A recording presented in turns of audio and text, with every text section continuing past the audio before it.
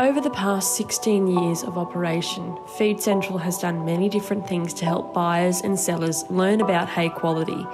In particular, we educate growers in the form of on-farm education with our gold inspections, over the phone, via workshops, fact sheets, informational videos, market reports, and much, much more. But one of the best educational things we do is our biannual Growers Tour. This year's tour was held immediately after the AFIA conference in Adelaide. We hit the road with 20 hay growers from all around Australia. We toured through the northern agricultural districts of South Australia. Not only did we have a heap of fun along the way, but we visited a number of first-class operations who opened their farm gates to us and shared a lot of educational information. This video is an internal Feed Central production, which showcases the 3 days we spent in the beautiful South Australia.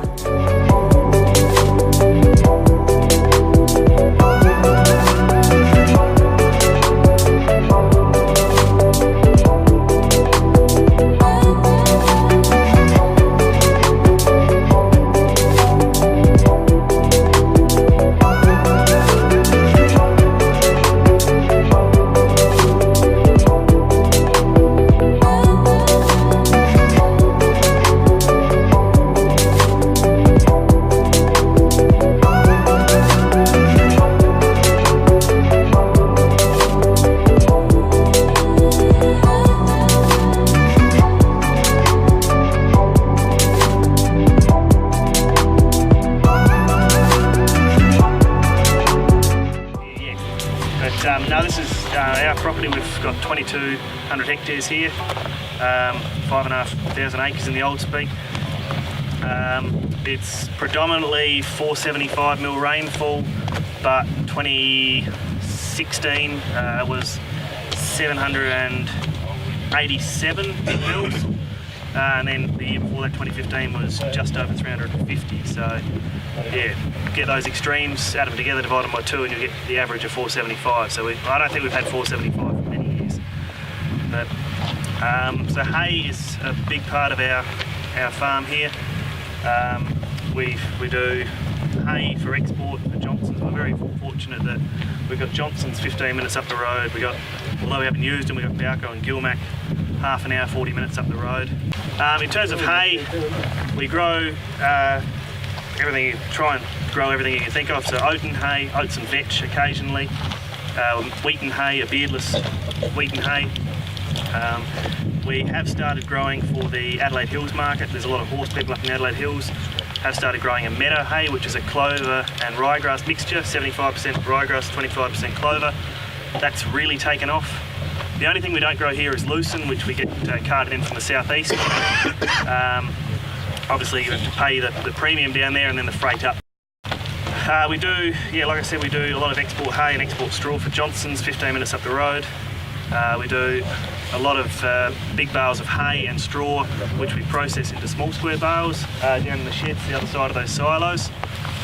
And we also do quite a bit of straw for the local meat bird industry as bedding materials in the meat bird sheds, and they're within an hour and a half, both southeast and directly north of here. So the straw industry going into the meat bird sheds has kind of exploded. I think it's been as they're moving production from the eastern states over to Adelaide, and also to account for the increase in consumption of chicken by most of us. But that accounts for, what are we doing now, about 15 or 16,000 mediums of straw a year at 450, 500 kilos a bale. The market is significantly larger than that, but we've had to give up a lot of bales lately just because you can't source it, and it's just in a year like 2015 or in a year like this year, when your crops are only going to be about this high, if you're lucky, trying to source 15,000 to 16,000 mediums, so it's a 7,000 tonne of straw is just next to impossible when you've got Bowco, Gilmac, Johnson's also competing for export straw. There is a requirement for them to have all of the straw shedded, which is why we've got the sheds that we have now. We started off with the first one 2001, was it earlier than that? Would have been that, man. Yeah, 2001. That was going to be big enough that we're never going to have to build another one. We built an extension to that shed. that was going to be surplus to requirements, and then we built shed 2 in 2008, shed 3 in 2010, and then shed 4 in 2015. We got sick of building sheds, so we started building silos. And we took advantage of the accelerated depreciation that was on offer to go from 2.5% to 30% depreciation of fodder storage assets and grain storage assets. It was kind of too. Another thing I'd say, I was trying to think of things to talk to you about when you were here, and I did think I'd mention the speed tiller over there, the big green angry looking thing. There's a lot of cropping areas that are going to no-till, zero-till, and we were almost there, and then we've gone ahead and bought this speed tiller. And I will say, a couple of years ago I probably wouldn't have spoken as praises, because you do lose a bit of soil moisture, but we had a German lad working for us, who's been working for us for the last 3 years, and he said, well, as soon as the header's gone out of the paddock in Germany, they've baled the last bale and taken that out, they've come in with these tillers and work it up. And we said, well, what's the reason for that? And he said, well, then they get a single germination event if they have a rain after that. And I thought, well, that probably makes sense, because after harvest, if we'll have 5 mil of rain, you'll get some of the grain in the paddock germinate, and then you get another 5 and spray that off. Then you get another rain event, the next block come up and you spray that off. And you can do it 3 or 4 times over summer before new seasons, before you come in and sow. So we've got this speed tiller, and this year it's proven itself, because anywhere we were going to put hay, which is either on a barley or a wheat crop, we've gone over with this speed tiller, worked at about a depth of 1 inch maximum, incorporated all those seeds from last year's wheat and barley crops. We got a 5 mil rain or a 10 mil rain. All of ours came up, we were able to spray it off, and we've probably got some of the cleanest hay crops in the district, whereas a lot of other people around here have got a major issue with bearded wheat and barley in their oat crops. So they're not a cheap machine, but they're made in Australia. They're built bloody heavy. When we only bought the 9 metre one, which we were told you need 350 horsepower, and we thought, shit, we've only got one tractor that can pull it. We're pulling with 180 horsepower, and it's only using about half that power, because we're only working 1 inch deep. They quoted 350 horsepower working at 6 inches. At what speed? 12, 13 k's. So you certainly cover a number of hectares an hour. But working dry as we did, it really chews out the discs, and your life of the discs tends to decrease somewhat rapidly. Yeah, that's it, straight on and off. But I mean, the other good thing is they're completely sealed bearings. There's no grease nipples on any of those bearings on the discs. And we've been able to, we've got hardly any volunteer cereals in any of our oat crops this year, which I know if there's not much hay, people aren't going to be too fussy, but especially if you want to keep some of that for seed, the last thing you want to be doing is harvesting wheat and barley in your oats. And you've got a big roller behind that. Yes, so that's another thing. There's not too many rocks around Freeling. Cover a walk, yeah. There's not too many rocks in Freeling. There's a bit of limestone here and there, but for hay and for the legume, peas and lentils, we bought this, we were using rubber-tired rollers, and that worked reasonably well, but we needed these heavy steel rollers, and that just, basically we want our hay crop to look like a billiard table. We're only going over the headlands with the macerator then, just to condition it one more time, just to dry them out first. So how quick would you bale your hay after cutting? 2015 was fantastic. That was 6 days, 7 days, with an 8-tonne oat and hay crop. 2016 was a year to forget. That was, we were dropping it underwater basically. It was wet there, no? But no, I mean there's some people who might just have a mower and a baler, but we've got the mower, we've got a macerator, and then we've got a couple Krone rakes, a Swadro, so to put 2 into 1. We've got another Krone one, which I can't remember the name of it, which actually shifts 2 rows at once over to one side, and then we've got the tedder rake.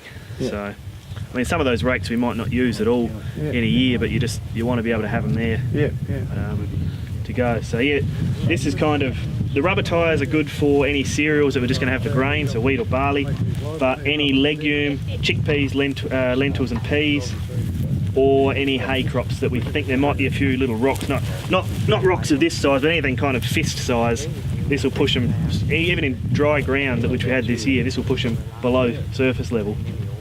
So it's quite handy.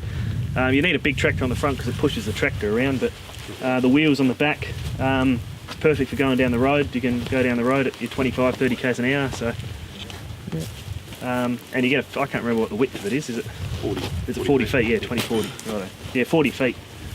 So you get over them at a fair rate of knots. What are you doing? 15 k's. So we thought there has to be something we can do, something we can change to stop us from doing small squares and big squares, which require two different. They usually go to two different locations on a farm.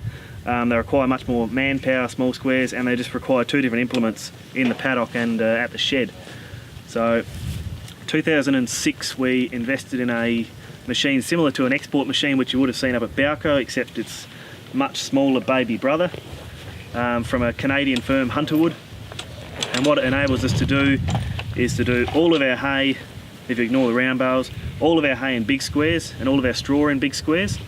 And then we store it all in these sheds, and then generally over the weekend we'll cart whatever we need for the following week down to our little warehouse down there, and we can process big square bales into small square bales for the domestic. Tell us about how you make the good quality hay.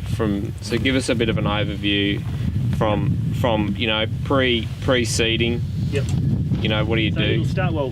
It'll start with a few things. Sourcing good quality seed. Sometimes we don't grow the best seed, but we'll source oat and hay seed from a few different growers, depending on who's got the best, plumpest seed.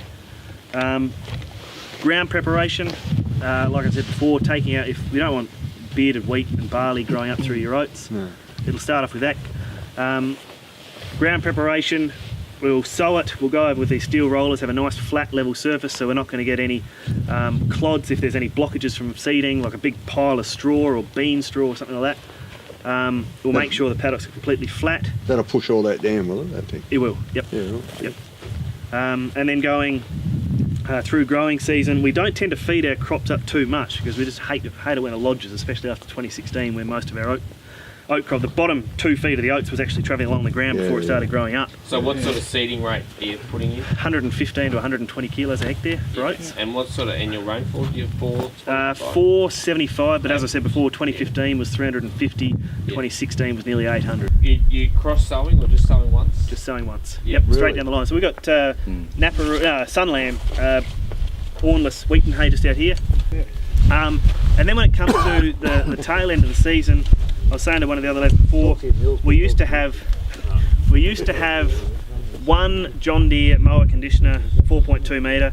We bought two 4.5 metre mower conditioners, and we used to cut everything at about 15 to 16 k's, but now we cut all of our hay, oaten, wheaten and meadow, we cut everything at about 8 k's an hour. So you slowed right down. We've slowed right down. We've wound our conditioner rollers so there's about a paper daylight gap in between, and we just try and do as good a conditioning job as we can when we're cutting it.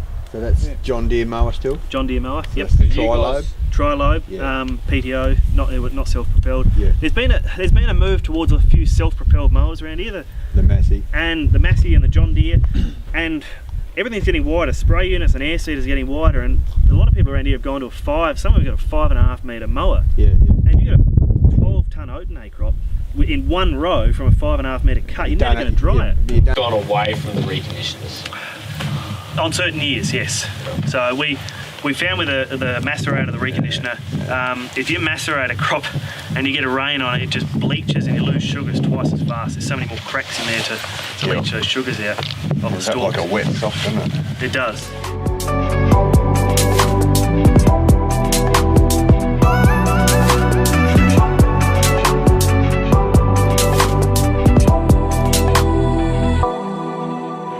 A little background, our business at the moment is focused on growing chickpeas, oat and hay for export, durum for pasta in the domestic market, and more recently back growing wheat again. We're at a 458mm rainfall probably not quite here, but just close to where the house is based. The rainfall dropped an inch a mile from east to west, so as you assuming it's like you come in from that direction, so out to the